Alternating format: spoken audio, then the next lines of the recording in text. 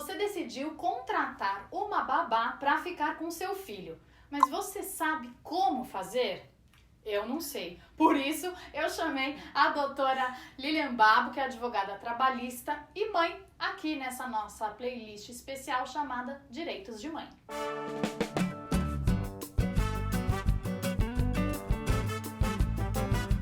Bem-vindos ao canal Mãe de Primeira Viagem. Eu sou a Silvia Faro e você está assistindo a uma playlist especial chamada Direitos de Mãe. Bom, vamos falar dos direitos da babá. Lilian, é o seguinte, depois que eu escolhi a babá, que aliás, só essa escolha da babá já é um vídeo à parte, porque não é nada fácil, mas enfim, faz de conta que eu já escolhi a minha babá. Eu faço o quê? Começo por onde? Bom, Silvia, tem muitas mães que ao contratarem uma babá para ficarem em casa com os seus filhos, acabam não registrando esta pessoa, esta trabalhadora. Tá. E aí isso é um risco muito grande trabalhista, porque ela pode entrar com uma reclamação trabalhista pleiteando um vínculo de emprego e aí você ter que arcar com o pagamento de todos os encargos e verbas trabalhistas. Então, ao contratar uma babá, você necessariamente precisa registrar ela na carteira de trabalho. Mas sempre ou tem alguns dias? Se eu contratar um dia da semana, 2 dias, 3, como é que é? Se for todo dia, lógico que vai registrar, mas e se for menos? Tá, então o que acontece? A babá, ela vai ser regida pela lei do doméstico. Porque o que é essa lei do doméstico? É aquela lei que determina que a pessoa que trabalhar no âmbito familiar sem fins lucrativos vão ser considerado babá. Doméstico. Né? Então, por exemplo, a babá, ela trabalha onde? Na casa, sem fins lucrativos. Então, qual é a lei que vai regularizar essas condições, essas regras, esses direitos? É a lei do doméstico, tá? Então, esta babá, ela vai ser regida pela lei do doméstico. Ela vai ter direito a todos os direitos trabalhistas que a doméstica tem. Isso já resolve muita coisa, né? Porque se você já sabe que a doméstica ou a diarista que vai na sua casa, ela vai 1, 2 vezes na semana, não precisa registrar. A partir de 3 vezes Isso. já é obrigatório o registro. Agora, uma dúvida. Ai, vou interromper. Fala. Ai, eu adoro. As dúvidas estão que estão aqui. Então é assim, Silvia, por essa babá ser regida pela lei dos domésticos, o que acontece? Esta lei determina que se você for contratar alguém para trabalhar 3 vezes ou mais na semana, obrigatoriamente já tem o vínculo empregatício. Registro. Então, registro em carteira de trabalho. Agora, se você contratar uma única vez na semana, até 2, por exemplo, não precisa registrar essa pessoa na carteira de trabalho. Perfeito. A não ser que você queira e entende que é bacana, para que ela tenha aí Pode também? Pode. Nossa, que pessoa legal, né? Pode, que porque isso. a gente tem aí o regime de tempo parcial. O que é esse regime de tempo parcial? Por lei, você tem que trabalhar aí 44 horas semanais, tá? Se ultrapassar essas 44 horas semanais, você tem que pagar hora extra. Mas é possível, Silvia, que você contrate uma trabalhadora para trabalhar em regime de tempo parcial, ou seja, trabalhar menos que 44 horas. E sabe o que vai acontecer, Silvia? Eu acredito que todos vocês aí estejam... E aí, como é que faz, né? Pode receber, inclusive, menos que o salário da categoria dela, menos que o mínimo. Por quê? Porque trabalha menos, vai ganhar menos. Justo. Tem que ganhar o proporcional, né? Então, se ela trabalha 44 horas semanais e o piso da categoria dela é de R$1.000, ela vai ganhar R$1.000. Se ela for trabalhar somente 22 horas, metade, vamos supor aqui, ela vai ganhar quanto? R$500. Então, ela pode receber menos que o mínimo? Pode. Ela vai receber proporcional. Eu tava com uma dúvida naquela hora, né? Agora eu já tô com mais 40. Faz de conta que ela trabalha 3 vezes na semana, mas ela não trabalha o dia inteiro. Só trabalha meio período, só na parte da manhã. Mesmo assim eu preciso registrar? Mesmo assim precisa registrar. Trabalhando 3 vezes na semana, mesmo que seja meio período, ela tem direito ao registro na carteira de trabalho. Você falou do salário aqui, a gente falou R$1.000, não sei nem se é esse o teto, é um valor hipotético. Mas se eu ofereço menos do que o piso, eu posso oferecer menos? Eu posso oferecer 800, por exemplo? Não, se ela vai trabalhar as 44 horas semanais, Tem que ter esse mínimo. tem que ter o mínimo, tem que respeitar o mínimo. Então é bom que quando você, por exemplo, em São Paulo a gente tem um sindicato dos domésticos. Então esse sindicato dos domésticos estabelece qual é o piso mínimo, qual é o valor de salário mínimo para aquele trabalhador. Isso no país inteiro ou São Paulo, por exemplo, é um valor diferenciado? Não, isso tem em todos os estados, isso. Então tem um sindicato para cada, talvez município ou estado, eu não sei como cada lugar, né? Então, mas assim, tem sindicatos, sim, dos domésticos que estabelece ali o piso que tem que ser respeitado. Se você não respeitar esse piso, Silvia, a gente sabe que em determinadas localidades do Brasil, eles não respeitam o piso. Mas o que acontece? A trabalhadora, a babá, se está recebendo menos, ela pode depois entrar com uma reclamação trabalhista e pedir as diferenças salariais desse período. Se esse valor é proporcional, faz de conta que ela trabalha 3 vezes na semana, mas o valor proporcional deu menos que o salário mínimo, eu posso registrar por menos que o salário mínimo? Pode. O importante é assim, Silvia, você sempre tem que fazer o seguinte, se o piso é de R$1.000, é porque com certeza é para trabalhar 44 horas semanais. Tá. Se ela for trabalhar menos, ela vai ganhar menos, mas ela vai ganhar o valor proporcional ao piso. Ok. Tá? E aí na carteira de trabalho vai discriminar um valor menor. Mas por quê? Porque ela trabalha menos, então pode sim. Muito bem. Então vamos agora, você vai contratar e vai registrar essa sua babá. Eu peço para ela trazer que documentos, vou em que lugar, por onde eu começo? Vamos lá. Se você não tem um contador que faça isso, você precisa realmente realizar essas anotações na carteira de trabalho, você precisa pedir para que essa babá traga a carteira de trabalho. Já um bom começo, então, né? O primeiro passo é trazer a carteira de trabalho. Traz a carteira de trabalho. Com a carteira de trabalho, Silvia, você vai lá no campo de registro, onde tem um empregador, e você vai colocar os dados pessoais você que está contratando, você vai ser o empregador, né? E esse empregador pode ser pessoa física. E geralmente porque quem trabalha dentro de casa, trabalha com pessoa física, né? Então, o empregador no campo da carteira de trabalho, onde consta empregador, seria aqui os dados do contratante. Quem está contratando? E aí lá vai ter o endereço, CPF do contratado, do empregador e as condições de trabalho. Então vai ter lá, inclusive, o valor da remuneração. Então tem que colocar lá o valor da remuneração. Então eu vou contratar a data de admissão também. Eu preencho tudo, todos esses dados. Isso. E assina lá. Então vai ter a data da admissão, ali vai ter o salário que ela vai receber e você assina como empregador. E como é que eu faço para recolher os direitos dessa babá? Isso. Aí já vem uma situação um pouco complicada, porque quem não sabe mexer no sistema, internet, né, computador, fica um pouco complicado, pode pedir auxílio a um contador. Mas quem já sabe mexer no computador e em sistema, internet, tem que entrar no site www, depois você pode colocar aqui, né, Silvia? Mais fácil, eu vou colocar aqui e vou colocar no descritivo do vídeo também. Isso, fica mais fácil, que é o E-Social. Tá. E no E-Social é autoexplicativo, Silvia. A pessoa entra nesse site, ela vai ter que se cadastrar, cadastrando com o CPF da pessoa, e aí vai gerar um código, e é esse código que ela vai utilizar sempre para poder entrar nesse sistema. Legal. E aí nesse sistema você vai preencher os dados da babá. E preenchendo os dados da babá, a data de admissão, função, salário e tudo mais, o próprio sistema vai emitir a guia dos recolhimentos previdenciários e do FGTS. Então é tranquilo, né, Silvia? Porque assim, já sai pronto. É só você entrar no sistema, colocar os dados e todo mês entrar lá e falar emitir guia para pagamento. E aí emite a guia para você pagar. Então tem como sim você fazer sozinho sem um contador. Só basta lá um pouco de dedicação, vai no site, dá uma olhada, sentiu dificuldade, pode de repente contratar por uma orientação, talvez. Sim, claro, pode entrar em contato com o contador e falar assim, olha, eu só preciso de uma informação, como que eu faço? Às vezes é uma orientação tão simples que depois que ela aprendeu a mexer nesse sistema, todos os meses ela vai ter que entrar para gerar essa guia para poder pagar esses encargos. Então é tranquilo. Muito bem, a gente falou aqui sobre como contratar. Agora eu quero saber, Lilian, quais são os direitos dessa babá trabalhadora? Por exemplo, ela tem direito à folga? Sim. Tem direito à folga? Sim. Ela vai ter direito a trabalhar as 44 horas semanais e aí ela tem direito a uma folga pelo menos na semana.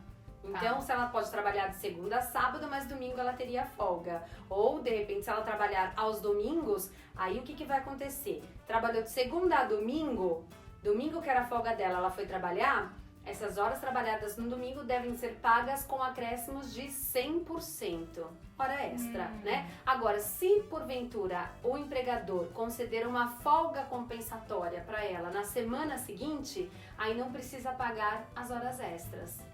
Como se fosse um banco de horas, mais ou menos. Pode ser, sim, pode ser considerado isso. Ela chega, ela tem que assinar ponto. Como é que é feito esse controle de horas? Silvia, como ela trabalha dentro de casa, fica difícil você ter esse controle, né? Até porque se os pais trabalham fora, a babá chega, né? E aí como que vai saber se ela parou pro intervalo, pro almoço? Porque ela tem direito também a, no mínimo, 1 hora de intervalo e no máximo 2 horas de intervalo para descanso e almoço. Como que ela vai anotar? Né? Será que ela vai sair? Então, assim, essa anotação, ela tem que ser registrada num caderno. Se você não tem um controle de ponto, por exemplo, você tem que ter um caderninho em casa em que ela vai colocar a data de entrada, a data de saída, o período em que ela saiu ou parou, né, dentro da casa para fazer a refeição. Então, tem que anotar isso em algum caderninho, em alguma coisa. Pode passar na papelaria e tem lá o livro de ponto. Pronto. Ou pode fazer isso mesmo pelo computador lá emite e faz. Mas tem que anotar, ela tem que anotar de qualquer forma, entendeu? O horário que entra, o horário que saiu e os intervalos para pausa. Agora, o problema só, como eu falei, desculpa te interromper, mas é só essa questão de controle. Às vezes o próprio empregador não tem esse controle, né? Então, mas tem que, por lei, registrar isso em algum Você lugar. tava falando, eu já fico pensando aqui nas hipóteses e nas situações. Muitas vezes, a babá, ela fica sozinha com a criança dentro de casa. Muitas vezes ela não é só a babá, ela também cuida da casa. E aí como é que vai fazer esse intervalo? Tipo, ela não pode sair de casa. E ao mesmo tempo, ela é 1 hora de almoço, mas ela não pode parar de olhar a criança. Então, tipo, 1 hora de almoço, a criança chora, não tô nem aí. Não dá, né? A gente sabe que na prática não existe essa folga na prática. E aí, como é que faz? Pois é, por isso que é complicadíssimo. Se os pais não estão em casa, não consegue, ela não consegue. E, em regra, teria que pagar essa hora que ela não conseguiu usufruir de almoço, pagaria como hora extra. Mas na prática, se vê, isso não acontece. A empregada, ela vai trabalhar às 8 horas. Às vezes, você até contrata com ela o seguinte, você não precisa ficar 8 horas, você vai trabalhar só 7. E aí acaba saindo mais cedo. Não é legalmente falando o correto, não é, mas acaba acontecendo. A gente é coisa que a contratante e a babá combinam. Sim, de certa forma ela vai ter que parar pra comer, né? Uma hora ela vai ter que comer. Então, a gente sabe que quem tem filho pequeno não consegue muito parar pra comer, mas essa profissional vai ter que conseguir. Vai ter que dar. O ideal seria esse, né? Agora, quando a criança já vai pra escola, fica mais fácil, né? Porque deixa a criança na escola e aí ela volta e aí ela consegue ter aquele intervalo. E por isso que tem que anotar no caderninho, né? Bom, a gente falou de registrar, mas esses pormenores, eu posso fazer um contrato, eu escrevo, eu deixo isso especificado de alguma forma? Sim, Esses combinados? Sim, o fato é o seguinte, é obrigatória a anotação na carteira de trabalho dessa empregada, da babá. Assim como a regularização e o cadastro no e-social, para que o e-social gere essa guia dos impostos, INSS, Fundo de Garantia, ok? Então isso é obrigado. Agora, nada impede de você elaborar um contrato de trabalho estabelecendo quais são essas regras, o que ela vai prestar de serviço. Silvia, o que acontece muito e que vai ser até interessante para vocês é que assim, as babás, às vezes elas entram com uma ação trabalhista contra o empregador doméstico para pleitear acúmulo de função. Porque às vezes ela foi contratada só para ser babá. Só que, babá o quê? Só cuidar da criança? Então, ok, só cuidar da criança. Agora, ela cuidou da criança, ela lavou a roupa da criança, ela passou a roupa da criança, ela fez a comida da criança, ela arrumou o quarto da criança, ela passeou com o cachorro, né? Tá. Então, assim, são várias atribuições em que ela não estava contratada para isso, mas ela acabou exercendo essas atividades. E aí ela acaba pedindo o acúmulo de função.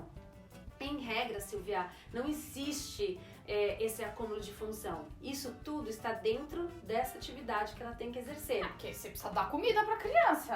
Mas, Silvia, isso por faz? isso que é importante você ter delicado, né? super. Não, essa relação de doméstica, ela é bem delicada e você tem que saber realmente que é importante elaborar um contrato de trabalho, estabelecendo quais são as atividades que ela vai exercer.